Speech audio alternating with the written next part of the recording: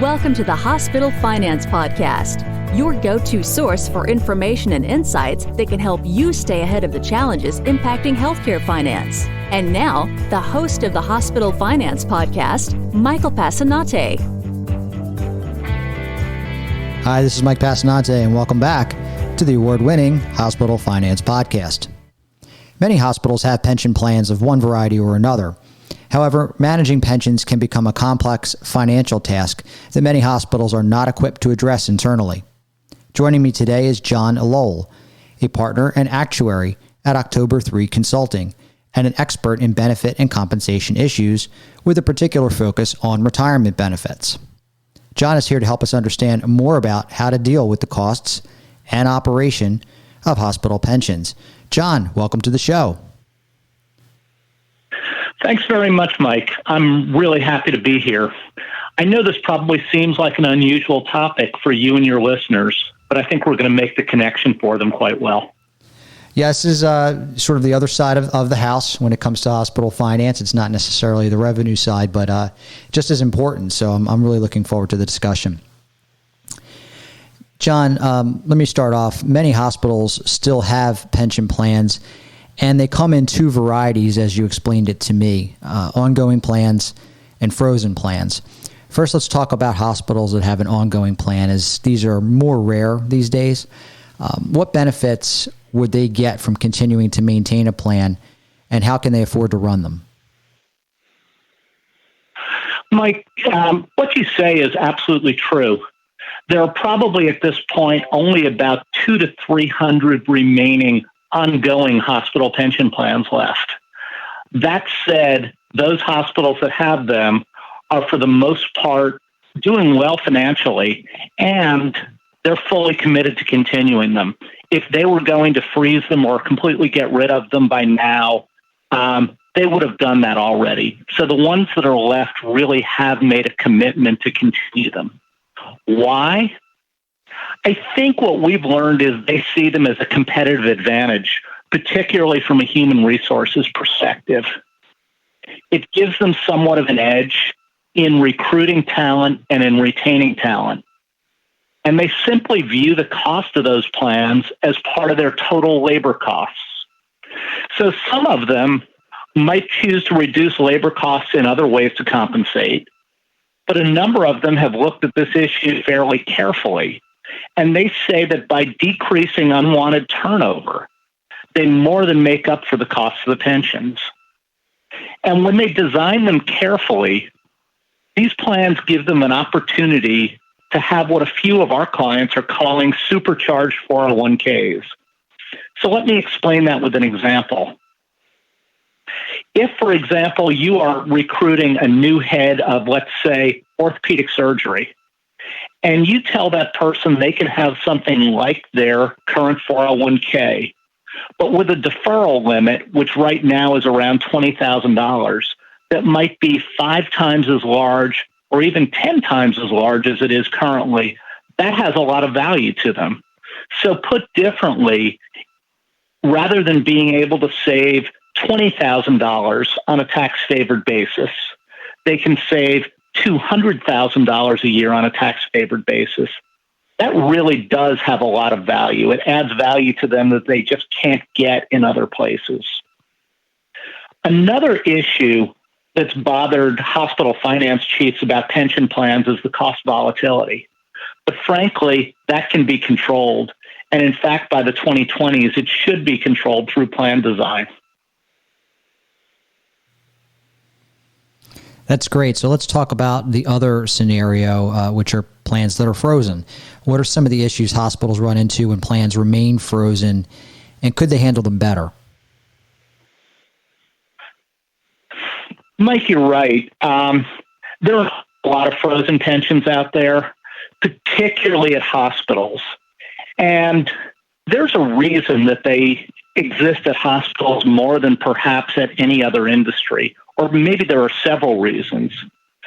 But the genesis of this goes back many, many years, certainly to the 1970s and 1980s. There just aren't a lot of hospitals out there that are truly new organizations. they might be reformed organizations, but at some point, the actual hospital facility, the hospital incorporation, even if it's been reformed from a business standpoint, probably in most cases goes back to the 80s, the 70s, or even earlier. And what we in the employee benefits business know about the 1970s and 1980s is virtually all employers gave their employees pensions. It was what you did back then. It was an expectation. The sort of calculus between an employer and an employee in 1980, for example, was you come to work for me, and if you come when you're late 20s, early 30s, you're going to make this your career. This is where you are going to spend your working lifetime. And in return for that, if you're willing to spend your working lifetime with me, I'm going to give you this lifetime income. It's going to be related to the number of years you spent with me and how much I paid you. But when you retire, you are going to get this pension, and it's going to pay you a benefit for the rest of your life. Over time, the trend in the United States changed. There are a lot of reasons for it that are for a different time and a different day to discuss. But the fact is that organizations did begin to freeze these pensions. So over time, just as it happened in broader industry, more of these hospitals than not froze those plans. The difference is, and it seems to be very particular based on our research to hospitals, once these plans were frozen, the hospitals treated them as if they were gone. In other words, to use a kind of bad and overused term from late night infomercials, they went into set it and forget it mode. The problem that causes is these frozen plans are not at all inexpensive to maintain. And frankly, the less attention that you do pay to them, the more they cost. I guess that makes sense.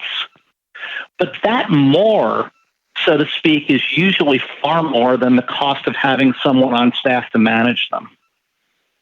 Once an organization does freeze a plan, its goal should be to terminate it.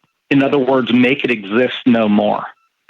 So what the difference that we have here is if you have a plan that is frozen but not yet terminated, you are still required to administer that plan, contribute to that plan, pay benefits from that plan, and all those things cost money. Once you terminate it, you have given up all responsibility for the plan. You've taken all the benefits and either cashed them out or sent them to an insurance company. And from your standpoint, both from a cash flow standpoint and from a financial accounting standpoint, that plan is gone. It's almost like it never existed.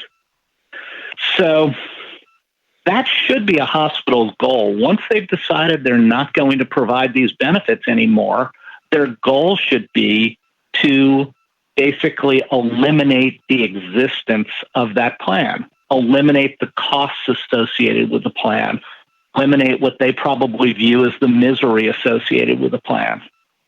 And to do that, their plan should be twofold. It should be to get to that destination faster and to get to that destination at less cost. But most don't. And most don't even understand how to do it, and that's a problem. So at October 3, it's part of our mission to help organizations like that to get to their goals in a more orderly, less expensive fashion. Let me give you an example of how bad it might be. So if you consider a pension plan, and we'll say it's in a hospital, and the size I'm going to use is not unlikely for a frozen hospital pension plan. And let's suppose that plan has $100 million in assets.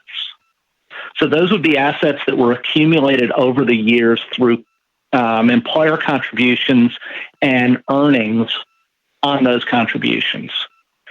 It wouldn't be that unusual for such a plan to have annual overhead costs, where I'm defining that as the cost of keeping the plan going without regard to having to pay down any underfunding in the plan, of about 150 basis points. That's $1.5 million per year. And it's for no benefit to anyone. Nobody's benefit is increasing while they're spending that $1.5 million a year. Nobody at the hospital currently, or even who used to be at the hospital, is getting an increased benefit.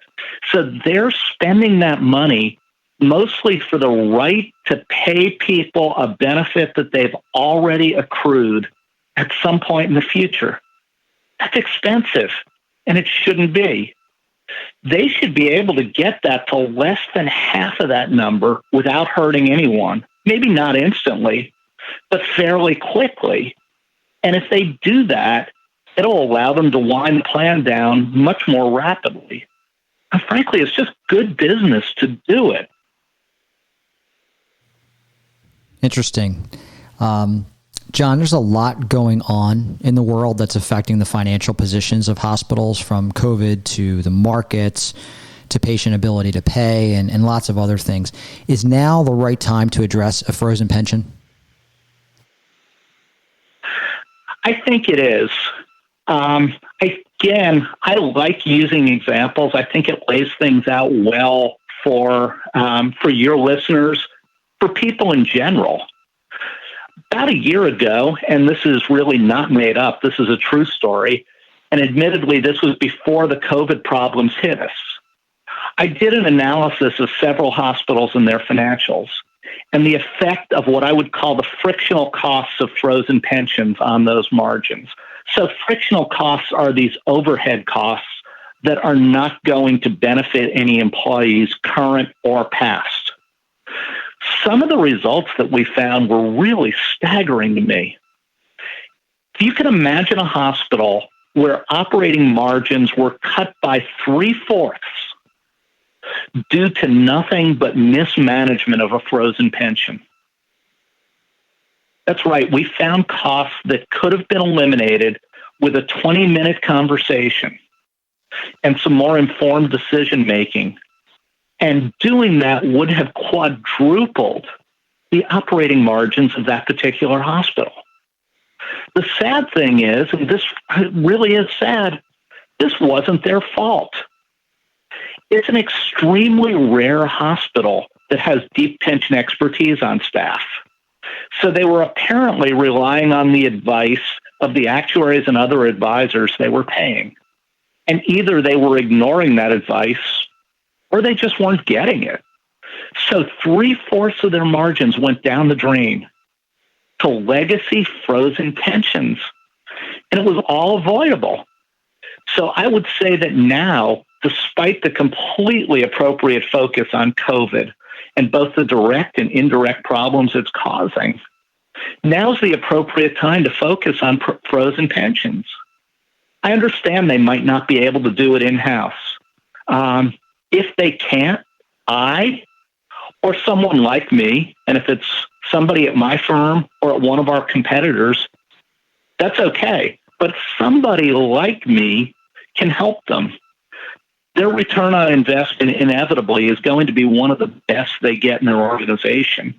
I mean, if you think about it, if they can cut out $750,000 in annual unnecessary costs just by spending a little bit on consulting, that's going to be a many-fold return on their investment, and they're probably not getting that in very many places in their organization right now.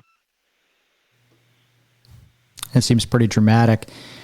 John, if a hospital has a frozen pension, what steps would you recommend to address it, and what are the benefits of doing that?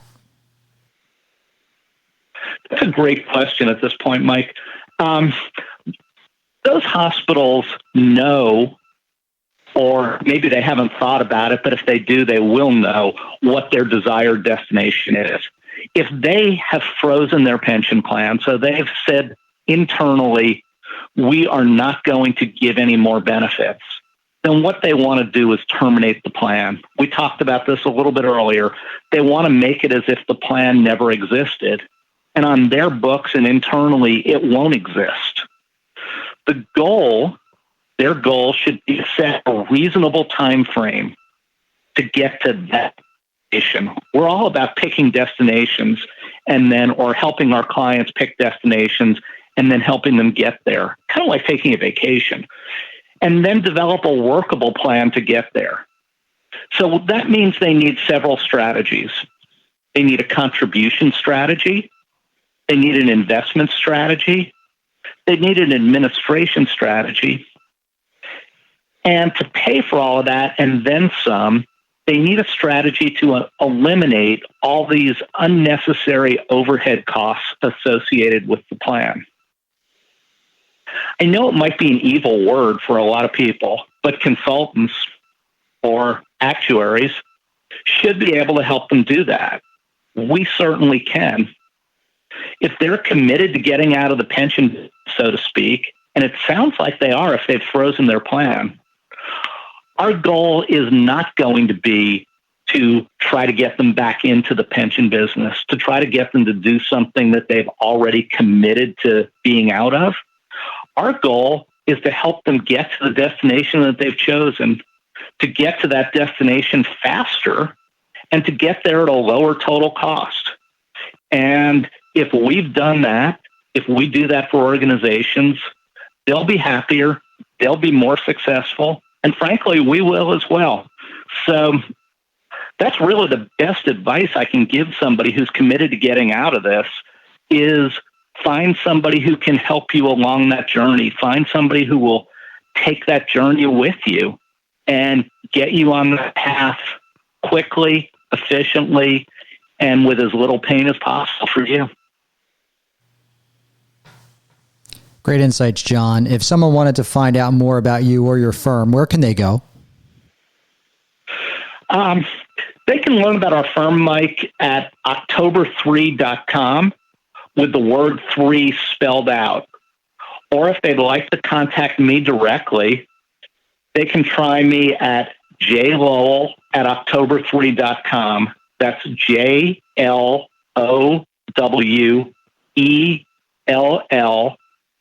at October3, which is spelled out, .com. Or they can call me directly at 770-235-8566. And before you close, I really want to thank you for giving me this opportunity. I hope this conversation is useful for you and for all of your followers. And I look forward to hearing from some of them. This is great information, John. Interesting view into an aspect of hospital finances we don't often get into. So thank you very much for coming on the show today. And thank you. If you have a topic that you'd like us to discuss on the Hospital Finance Podcast, or if you'd like to be a guest, drop us a line at update@bessler.com. This concludes today's episode of the Hospital Finance Podcast. For show notes and additional resources to help you protect and enhance revenue at your hospital, visit Bessler.com/podcasts. The Hospital Finance Podcast is a production of Bessler. Smart about revenue, tenacious about results.